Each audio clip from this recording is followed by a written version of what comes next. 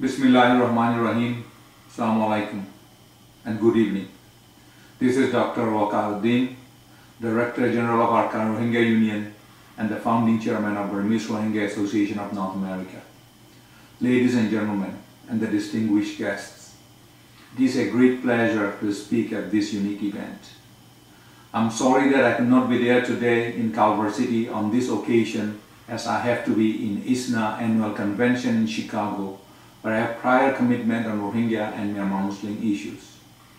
As you know, the overall situation faced by the Rohingya people in Arakan has not improved, and the future of Myanmar Muslims, Pathi Muslims, Khmer Muslims, and even Panthe Muslims in Burma is very gloomy. The humanitarian issues, human rights issues, political issues, and social and economic issues faced by Rohingya people in Arakan today is beyond one can describe.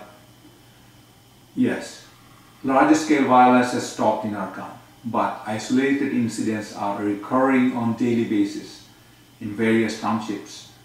Now the government claims that the subsiding of the violence is a big achievement.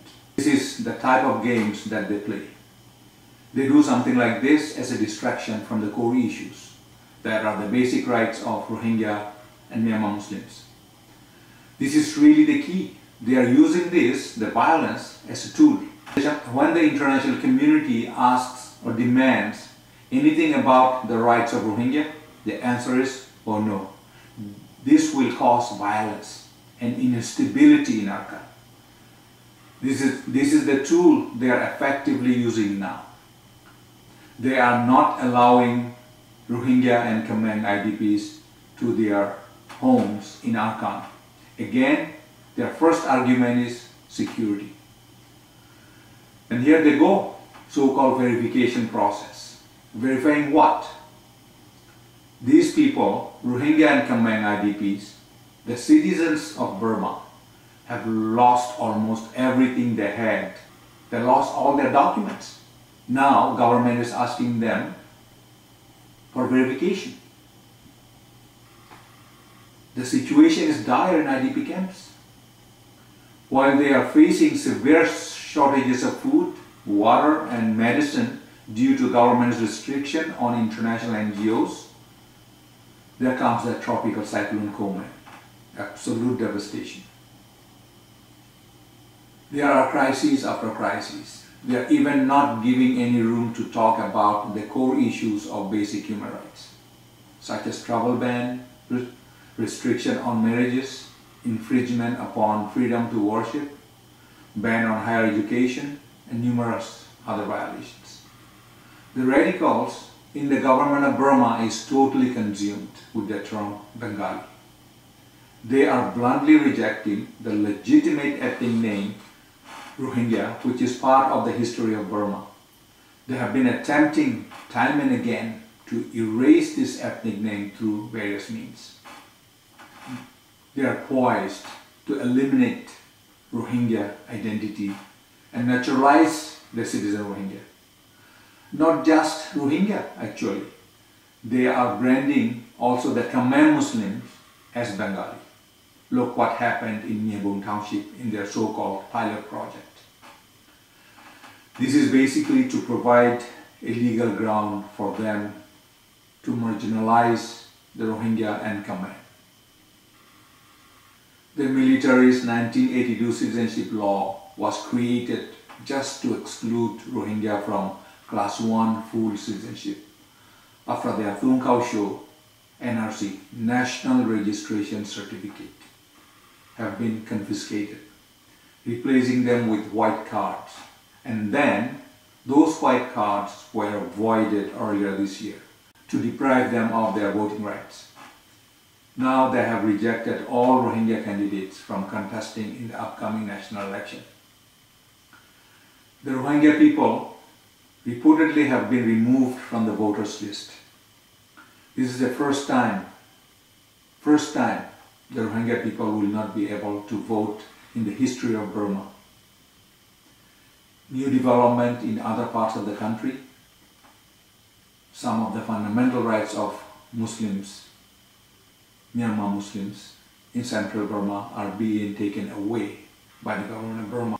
We have also received reports that numerous Myanmar Muslim candidates have also been banned from contesting in national election. All the nationalist and racist bills, laws have surfaced recently, targeting the Muslim and Christian minorities. The 1935 Nuremberg laws in Nazi Germany, now revisiting in Burma.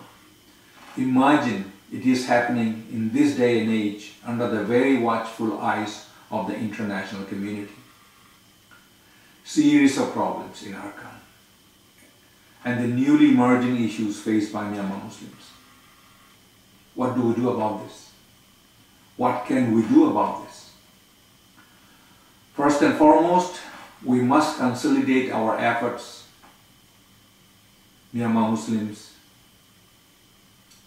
Rohingya, Khmer Muslims, Panther Muslims and others come together on common platform. We have been doing this for past 2-3 years, but we have a long way to go. We have made good progress, but I don't think we are there where we would like to be in these joint efforts. Our Muslim communities inside and outside Myanmar need to develop common strategy through close coordination. In addition to invigorating the alliance of Muslim Ummah in Burma, we need to advance the issue internationally in a more collective way. I call for much more involvement from our communities in our international advocacy efforts. During the past several years, we have produced tremendous results with resolutions in the United Nations General Assembly in New York, United Nations Human Rights Council in Geneva, the OIC, and the European Union. Most recently, the adoption of OIC introduced resolution at the 29th session of the United Nations Human Rights Council was a big achievement. US Congress, Canadian Parliament, all have taken Rohingya and Muslim issues in Burma seriously. They have conducted multiple hearings, and there were legislations on Rohingya issues at the Capitol Hill. We are currently working on more legislative efforts in Washington, similar to that of the US House Resolution 418 last year. Serious efforts are being made at the State Department, and the White House is continuously being updated on our issues. We can truly create a tremendous force through our joint efforts that is much more needed to make the work at the international level more rigorous. It is very clear that serious international pressure on government of Burma is a must to find a lasting solution in Arakan and in central Myanmar. And we must keep the momentum and continue to build this through working with the international community that only wishes a prosperous Burma with communal and social harmony and peaceful coexistence among all ethnic groups, including Rohingya and Myanmar Muslims and others in Arakan and beyond. Thank you very much.